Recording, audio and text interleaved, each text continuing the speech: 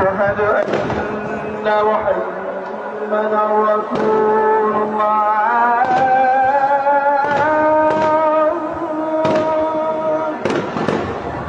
أشهد أن محمدا أشهد أن محمدا رسول الله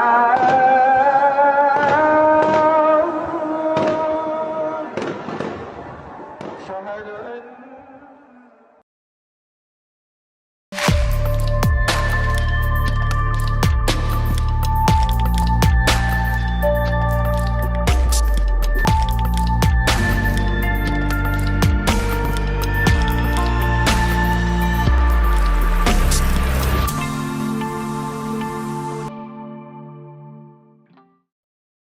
এটা সার্কাস দেখবেন। আঙ্গেরে ক্ষুদ্রকালে একটা বিখ্যাত সার্কাস আছিল, নাম ছিল দ্য রওশন সার্কাস। সার্কাসে তো হাতি ঘোড়া থাকে, ওগুলো তো দেখবার জন্য যাইতামই, কিন্তু এটার সাথে সবচেয়ে ইন্টারেস্টিং ছিল জোকার। জোকার দেখার জন্য আমরা যাইতাম। জোকার আর পারফর্মারের তফাৎ বুঝেন। জোকার কিন্তু সার্কাসের সব ক্যারিকাচার করতে পারে, কিন্তু শেষে যাইয়া এমন একটা ভজঘট বাঁধায় ফেলে যে সেটা হাস্যকর হয়ে যায়।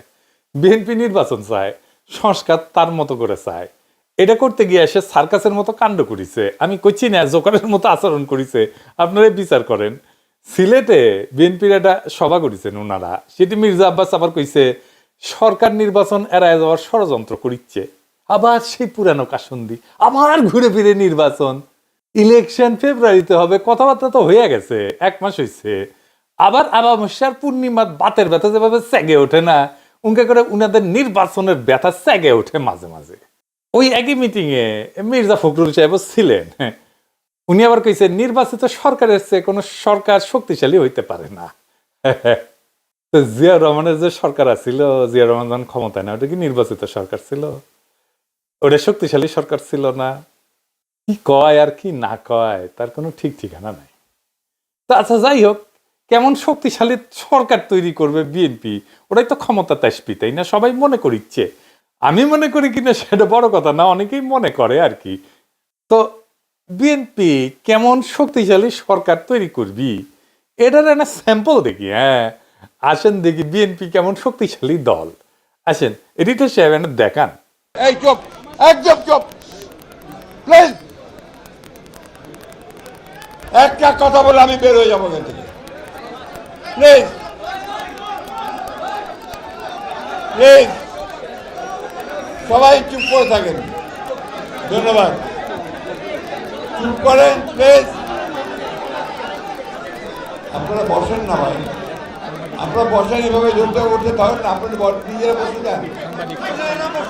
যে নির্বাচিত সরকারের চাইতে শক্তিশালী কোন সরকার হতে পারে না। বিএনপি মানুষকে যেন মানুষ ভালোবাসে, প্লিজ প্লিজ। বক্তা যদি শ্রোতার সঙ্গে আই কন্ট্যাক্ট করতে না পারে, তার বক্তৃতা হয় না। আমার কথাটা বুঝাতে পারছি? এখন দয়া করে একটু চুপ করেন। বিসমিল্লাহির রহমানির রহিম। সিলেট আমার পূর্ণভূমি। সিলেট যখনই আমি সুযোগ পাই, এই চুপ, একদম চুপ প্লিজ। দেখেছেন, নিজের মিটিং এর কর্মীরা কথা শুনে না, বক্তৃতাই দিবার পারে না, আর শক্তিশালী সরকার বানাবি। শখ আছে ভালোই, অনেক সময় না কুজা লোকের না শীত হয়ে শখ হয়, বুঝছাও? তো ওনারা শীত হয়ে শুবার পারবে কিনা জানি না, ভবিষ্যৎ কইতে পারবে। যাই হোক, আর একটা ইস্যু নিয়ে কথা বলি, প্রফেসর ইউনূসের সংস্কার কমিশন নিয়ে।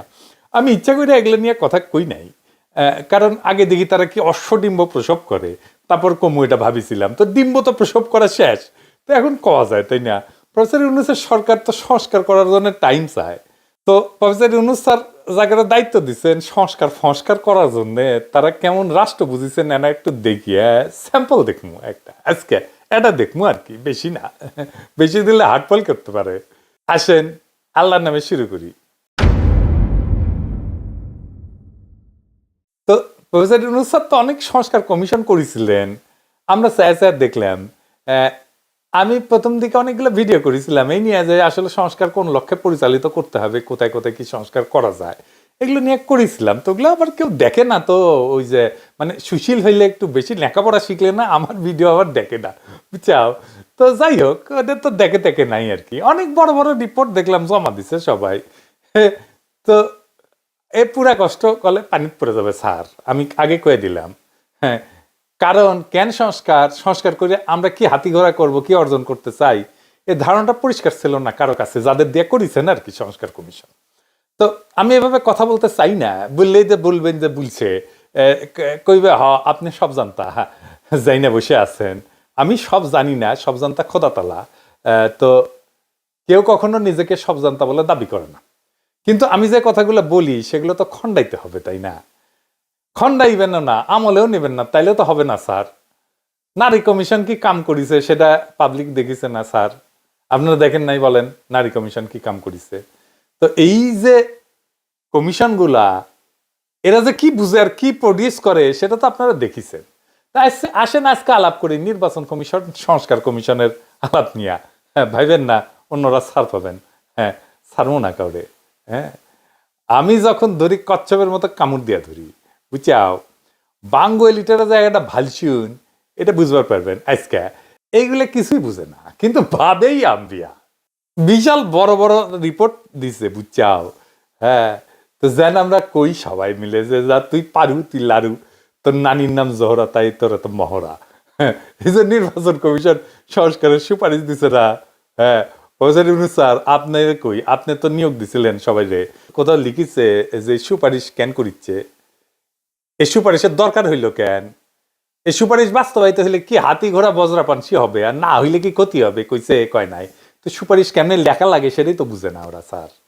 কাগরে দিছেন এটা? দেখেন, এটা ফর্মুলা দিছে, ফর্মুলা দিছে যে দলের প্রধান আর প্রধানমন্ত্রী আলাদা মানুষ হবে, মানে রাষ্ট্রের নির্বাহী আর দলের প্রধান আলাদা হবে। কেন হবে? কোনো ব্যাখ্যা নাই। কিন্তু তাতে কি হবে? কোনো হবে না। আর এটা সোভিয়েত ইউনিয়ন হবে, রাষ্ট্রের প্রধান হিসেবে একজন কাঠের পুতুলকে বসাবে, আর দলের প্রধান থাকবে দলের প্রধান। এ স্ট্যালিন না, এটা করতে পারে। সোভিয়েত ইউনিয়নের প্রেসিডেন্ট কিন্তু স্ট্যালিনের সময় অন্য কেউ ছিল, ওই স্ট্যালিন কালে প্রেসিডেন্ট ছিল না, এটা জানেন? স্ট্যালিন ছিল পার্টি প্রধান, আর অন্য কেউ ছিল প্রেসিডেন্ট। ঠিক যেমন এই কমিশন প্রস্তাব করেছে, বুঝছাও। স্ট্যালিন ওইরকম কাঠের পুতুল একজনকে প্রেসিডেন্ট বানাইতো, তারে কেউ চিনত না, কেউ পাত্তাও দিত না, বুঝতো না। আর নিজে থাকতো জেনারেল সেক্রেটারি, পার্টির জেনারেল সেক্রেটারি। এই যে মিকাইল কালিনিন, উই ছিল প্রেসিডেন্ট 1919 সাল থেকে 1946 সাল পর্যন্ত প্রেসিডেন্ট ছিল, বুঝছাও। আসলে ওই অর্থে প্রেসিডেন্ট বলা যায় না, কিন্তু প্রেসিডেন্টের সমতুল্য পদ আর কি। যাই হোক, যেটা আমরা অন্য দেশে প্রেসিডেন্ট বলি আর কি। তারপরে নিকোলাই সোভারনিক, ওই ছিল 1946 থেকে 1953 পর্যন্ত, মানে স্ট্যালিনের মৃত্যুর আগ পর্যন্ত ওই ছিল আনুষ্ঠানিক রাষ্ট্রপ্রধান। তো স্ট্যালিনের মতো স্বৈরাচারের উত্থান কি ঠেকাতে পারছে সোভিয়েত ইউনিয়ন? এটা কইরা এই সিস্টেমই তো ছিল, পার্টি প্রধান আর রাষ্ট্রপ্রধান আলাদা থাকবে, এটাই তো সিস্টেম ছিল। তো এই হইতেছে ওদের ইতিহাস, ওটা জানেও না ইতিহাসে কি হয়েছে, কোন দেশে কি হয়েছে। এরা নাকি ব্যালেন্স অফ পাওয়ার আনবি। হ্যাঁ, এটা আধুনিক রাষ্ট্র চলে তিনটা বড় খুঁটির উপরে, বুঝছাও।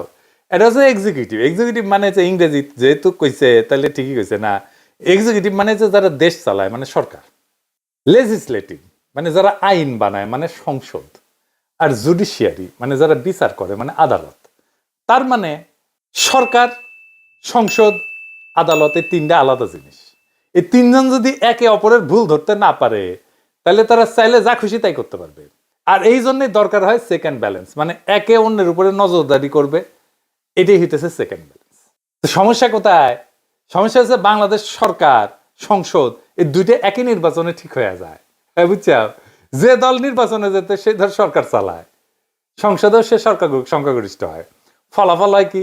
সরকার যা খুশি তাই করতে পারে, যেমন বাজেট পাস, ট্যাক্স বসানো, আইন বানানো, কোনো বাধাই নেই কেন।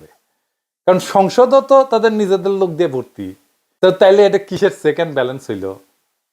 এটা তো হইলো আপনি নিজে বিচারক, নিজে অভিযুক্ত, নিজেই মুক্ত। আসেন এটা দেখি অন্যরা এটা কেমনে করে। আসেন, আমি যেটি থাকি ফ্রান্সের, এই ফ্রান্সের একটা এক্সাম্পল দিই। ফ্রান্সের প্রেসিডেন্ট ছিল চার্লস দ্য গল। 1958 সালে নতুন সংবিধান করলেন। উনি বললেন রাষ্ট্রপতি আলাদাভাবে নির্বাচিত হবে, সংসদ সদস্য আলাদা নির্বাচিত হবে, দুইজনের ক্ষমতা আলাদা, হিসাবও আলাদা। ফলে একে অন্যকে সেকেন্ড ব্যালেন্স করতে পারে, কেউ কাউকে পুরোপুরি নিয়ন্ত্রণ করতে পারে না। ফ্রান্সের আগের সিস্টেম করলে আমাদের মতো ছিল, বুঝছাও, কেমন কাম করতো না, ডিসফাংশনাল ছিল। এটা দল সবকিছু কন্ট্রোল করে ফেলতো আর দেশ অচল হয়ে যেত। চার্লস দ্য গল সেটা ভেঙে দিছিলেন। আমেরিকার এক্সাম্পল দেখেন, প্রেসিডেন্ট আলাদা নির্বাচিত হয়, সংসদের 2 কক্ষ, সিনেট আর হাউস, তাও আলাদা ভোটে। এমনকি প্রেসিডেন্টের মেয়াদের মাঝামাঝি সংসদের নির্বাচন হয়, বুঝছাও। মানে প্রেসিডেন্ট আর সংসদ কেউ কারো চাকর না, একজন আর একজনকে নিয়ন্ত্রণ করে। আর বাংলাদেশের এক্সাম্পল দেখেন, একবার ভোট হইলে সংসদও হয়, সরকারও হয়, সরকারের ইচ্ছাতে সংসদ চলে। তাহলে সংসদ আর আলাদা কি? এটা তো তাহলে সরকার একটা জি হুজুর অফিস, তাই হয়েছে। তাই বাংলাদেশের সরকার যা চায় তাই হয়। যেই দেশে একটা ভোটে সরকার ঠিক হয়ে যায়, একটা ভোটে সব ঠিক হয়ে যায়, সেখানে কোনো বালসালের সেকেন্ড ব্যালেন্স হবে না। এগুলো বুয়া কথা, বুঝেই না কেমনে সেকেন্ড ব্যালেন্স করতে হবে। এরা একটা আইডিয়া দিছে, উচ্চ কক্ষ। এটা বিএনপিও করে চায়। বিএনপির 31 দফা স্পষ্ট লেখা আছে, উচ্চ কক্ষতে থাকবে এলিটেরা, মানে সাংবাদিক থাকবে, সাহিত্যিক থাকবে, ডাক্তার থাকবে, ইঞ্জিনিয়ার থাকবে, প্রফেসর থাকবে এরা। তো এটা ইংল্যান্ডে আছে, তারেক রহমান দেখিছে, এটা ইংল্যান্ডে উনি থাকেন, তাই এটা আনাই লিখবি। দেখবেন আছে প্রস্তাবে ইংল্যান্ডের NHS এর মতো করে স্বাস্থ্য ব্যবস্থা করবি ওরা। তো দেখিছে এটা করাই লিখবি। হ্যাঁ, বুঝছাও, টিনেজের পোলাপাট আছে না, ওরা ডাক্তার দেখলে কয় এটা মুই হোম, ইঞ্জিনিয়ার দেখলে কয় এটাও মুই হোম, আর সিনেমার নায়ক দেখলে কয় এটা মুখ হবাই হবে। তা বিএনপি যেটা দেখিছে সেটা তাকে হবাই হবে, বুঝছাও। আসেন আমরা দেখি উচ্চ কক্ষ কেমন, ভালসুনের মতো একটা বালসাল আইডিয়া দেখি। আসেন, এই আইডিয়া বাংলাদেশে সবার প্রথমে দেয়, জাসরে দেয় সিরাজুল আলম খান। সিরাজুল আলম খান আমার আগের এপিসোডে দেখেছেন, চিত্তরঞ্জন সুতার, রয় রেজেন ওর শিষ্য ছিল। এরপরে জাসদ এটা পূর্ণ উদ্যমে প্রচার করতে থাকে। এরপর আর এক জাসদ ভারতীয় দালাল আসম রব বিভিন্ন টক শোতে তাদের এই আইডিয়া প্রচার করতে থাকে। আপনারা দেখেছেন 2011 থেকে 16 সালের মধ্যে ওই টিএসসি থেকে সাঙ্কারপুল যাওয়ার সময় রাস্তার পাশের দেয়ালে জাসদের এই উচ্চ কক্ষের বিশিষ্ট সংসদের দাবিতে গ্রাফিতি আকারে লেখা থাকতো। আর বিএনপি কিনা সেই ইন্ডিয়ান দালাল জাসদের প্রোগ্রামকে নিজেদের পলিটিক্যাল ম্যানিফেস্টোতে ঢুকাইলেও। কেন ঢুকাইলেও কোনো ব্যাখ্যা নাই। এইসব হইতেছে কিয়ামতের আলামত, বুঝছাও। ভারতীয় মার্কামারার দালাল সিরাজুল আলম খানের কোন প্রস্তাবকে তো দেখা মাত্র ডাস্টবিনে ছুঁড়ে ফেলা উচিত, অথবা টয়লেটে ফেলে ফ্ল্যাশ করে দেওয়া উচিত। এটা ঠিক। উচ্চ কক্ষ পৃথিবীর বিভিন্ন দেশে প্রচলিত আছে।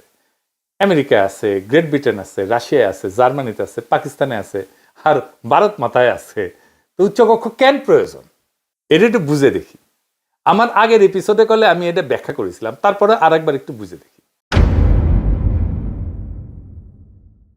এটা তখনই প্রয়োজন যখন রাষ্ট্রের আইনসভায় সরাসরি জনগণের ভোটে নির্বাচিত সদস্য ছাড়াও অন্য সদস্যদের প্রয়োজন হয়। কারা সেই অন্য সদস্য? America, Russia, Pakistan, Germany, Bharat মাতা সব দেশে হচ্ছে ফেডারেল সরকার ব্যবস্থা। অর্থাৎ দেশগুলা অনেকগুলো স্টেট, প্রভিন্স বা প্রদেশের সমষ্টি। ফেডারেল সরকার খালি যেসব পাওয়ার তাদেরকে দেওয়া আছে সেসব নিয়ে ডিল করে, যেমন প্রতিরক্ষা, পররাষ্ট্রনীতি ইত্যাদি। সেই সব দেশে সরাসরি জনগণের ভোটে নির্বাচিত সদস্য ছাড়াও রাষ্ট্রের স্টেক হোল্ডার হিসেবে প্রদেশগুলোকে ধরার কারণে স্টেটগুলাও তাদের প্রতিনিধি পাঠায় আইনসভায়। স্টেটস অথবা ফেডারেশনের সদস্যদের পাঠানো সদস্য দিয়ে গঠিত হয় আইনসভার উচ্চকক্ষ। আর গ্রেট ব্রিটেনে অ্যারিস্টোক্র্যাট আর চার্চ অফ ইংল্যান্ডের বিশপরা উচ্চকক্ষের সদস্য, কারণ তারা ঐতিহাসিকভাবে গ্রেট ব্রিটেনের রাষ্ট্র কাঠামোর গুরুত্বপূর্ণ স্টেক হোল্ডার। একটা সিরিয়াল আছে ডাউনটাউন এবে, যে কোনো বিল উভয় কক্ষে পাশ করা লাগে আইন হতে হইলে। অর্থাৎ উচ্চ কক্ষ নিম্ন কক্ষের পাঠানো বিল ওভাররুল করে দিতে পারে অথবা পাল্টাই দিতে পারে। এন্ড বাংলাদেশ কি ফেডারেল রাষ্ট্র বলেন তো? এটা একটা ইউনিটারি রাষ্ট্র। এখানে ওই যেগুলো রাষ্ট্রের কথা বললাম ওই রাষ্ট্রগুলোর মতো বড় ডাইভার্স প্রদেশ বা স্টেট নাই, যাদের নিজস্ব আলাদা আলাদা এক্সিকিউটিভ আছে, আইনসভা আছে, জুডিশিয়ারি আছে, তা তো না। তাহলে বাংলাদেশের উচ্চ কক্ষের কি প্রয়োজন বলেন তো? কোনো প্রয়োজন নাই।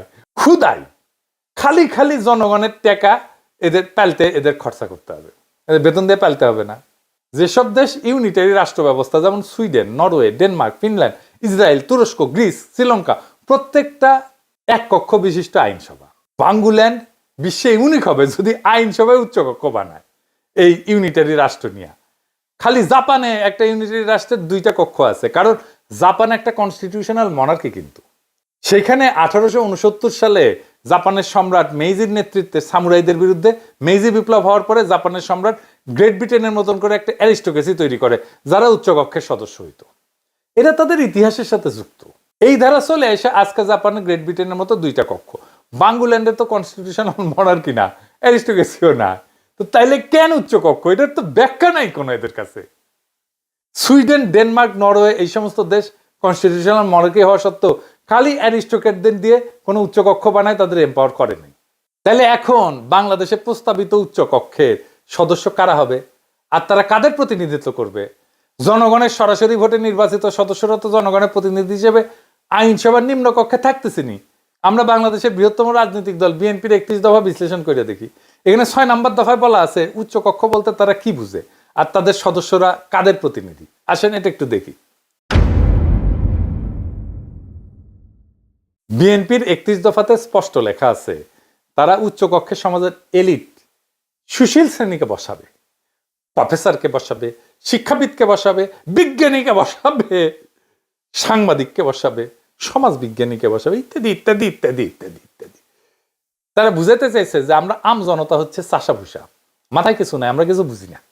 এইসব এলিট সুশীলরাই হচ্ছে রাষ্ট্রের বিবেক, তাদের মাথায় বুদ্ধি আছে, তাদের ধন বড়, তাদের নলেজ বড়, তারা যা বলবে যা বুঝবে আমাদের চাষা ভুষাদের সেটাই মেনে নিতে হবে। এইসব সুশীলরা আমাদের চাষাদের পাশ করা বিল ওভারঅল করে দেবে, নিজেদের ইচ্ছে মতো সুশীল প্রগতিশীল ধারা যোগ করে আইন বানাইতে পারবে। আমরা এখানে যাতে আমাদের প্রতিনিধি পাঠায় যে আইন বানাবো সেটারে সুইরা ফেলে দিতে পারবে। এইটা দিয়ে আর বোঝানো হয়েছে আওয়ামী লীগ আমজনতার সরকার ছিল, কিন্তু আমজনতার সরকার থেকে ফ্যাসিস্ট হয়ে গেছে। এর উপরে যদি আওয়ামী সুশীল থাকতো তাহলে ওদেরকে লাইনে আনবার পারতো। কিন্তু আওয়ামী ফ্যাসিবাদ কে প্রতিষ্ঠা করছে? আওয়ামী সুশীলরাই প্রতিষ্ঠা করছে। আওয়ামী লীগের নর্মাল কর্মী সমর্থক যতটা উগ্র, আওয়ামী লীগ সুশীলরা তার চেয়ে শতগুণে উগ্র। মতি মাহফুজ, জাফর ইকবাল, শাহরিয়ার কবির, সুলতানা কামাল, মুনতাসির মামুন, অমি পিয়াল, নিঝুম মজুমদার, মুন্নি শাহ, সন্তোষ শর্মা, যত নাম আছে সব কয়টা ভয়ঙ্কর লেভেলের উগ্র চেতনাজীবী। আর এই সমস্ত আওয়ামী সুশীলেরা না থাকলে আওয়ামী লীগ কখনোই এত উগ্রতার দিকে যাইতো না। এরাই আওয়ামী ফাঁসিবাদের বয়ান তৈরি করেছে এবং এর ভিত্তি তৈরি করেছে। বিএনপি এখন মনে করে যে তাদের সুশীলরা আওয়ামী সুশীলদের চাইতে ভালো হবে, অথবা যেসব সুশীল এখন আওয়ামী লীগ থেকে বিএনপিতে যোগ দেবে তারা আমাদের চাষা ভুষাদের চেয়ে সুপিরিয়র ইন্টেলেকচুয়াল ক্যাপাসিটির অধিকারী হবে। দেখিচ্ছি তো বিএনপির ইন্টেলেকচুয়াল ক্যাপাসিটি দেখিচ্ছি আমরা, বুঝছাও? এক এক করে ধৈর্য দেখাই দেবো যে কে কি মাল, বুঝছাও? আমরা আম জনতা এটা কখনো মেনে নেব না, কখনো আপনারা মানবেন না, উচ্চকক্ষ মানবেন না, সুশীলদের সুতিয়াগিরি মানবেন না, ওদেরকে দিয়ে উচ্চকক্ষ বানাইতে দিবেন না। বর্ষা বিপ্লব শুধু হাসিনার পতনের ডাক ছিল না, ছিল রাষ্ট্রের এই বেহায়া কাঠামো ভাঙার শপথ, ছিল এই সুশীল এলিটদের সুতিয়াপনা ধ্বংস করে দেওয়ার শপথ। আর এখন বিএনপি সেই ভাঙা কাঠামোর নতুন রং তুলি দিয়া উচ্চকক্ষ বানাবে, সুশীল এলিট বসাবে, প্রফেসর, সাংবাদিক, টকশো রত্নরা আইন বানাবে। মানে আম জনতার ভোটে আসা প্রতিনিধি থাকবে নিচে, জ্ঞানের জাহাজারা থাকবে উপরে। এটাই নাকি গণতন্ত্র। হ্যাঁ, দলের প্রধান আর রাষ্ট্রপ্রধান আলাদা করে তো তারেক রহমান আসুক আর যেই আসুক, আমরা কি তৈরি করবো আর একটা গরিবের স্টালিন? নিজে থাকবে দলে আর সরকারের মাথায় বসাবে একখান কাঠের পুতুল। ইতিহাসটা এই সার্কাস আগেই দেখিছে, আরেকবার দেখবে, আরেকবার আমরা এটা দেখবো না। আমরা সুশীলের রাজত্ব চাই না, আমরা এলিটদের রাজত্ব চাই না, আমরা চিনি এদের মুখ, এদের মিথ্যা। আমরা চাই জনগণের শাসন, উচ্চ কক্ষ না, উচ্চ জবাবদিহিতা চাই আমরা সরকারের কাছে। গণতন্ত্রের সার্কাস চলে না, এবার কেউ ছাড় পাবে না। এই বিপ্লব এলিটদের বিরুদ্ধে, এই বিপ্লব রাষ্ট্রের মালিকানা ফেরানোর জন্য কাগজের সংস্কার না, ভালসুনের প্রস্তাব না। আমরা চাই জনগণের রাষ্ট্র, সে যেন বুঝে আমি প্রজা না, আমি দাস না, আমি রাষ্ট্রের মালিক। সেই শক্তি, যেই সংস্কার জনগণকে দিতে পারবে সেটাই আসল সংস্কার। আজ সেই সংস্কার করার সুযোগ ছিল, হেলায় হারাইলাম। তবে আজ না পারি, এক সময় না এক সময় আমরা সেটা অবশ্যই করব। সেই দিন হবে জনগণের প্রকৃত মুক্তি, প্রকৃত বিজয়। সেই লড়াইয়ের পথ থেকে কখনো সইরেন না। আমরা সেই বিজয় আবার ছিনায় আনবো, একদিন না হয় একদিন, ইনশাল্লাহ।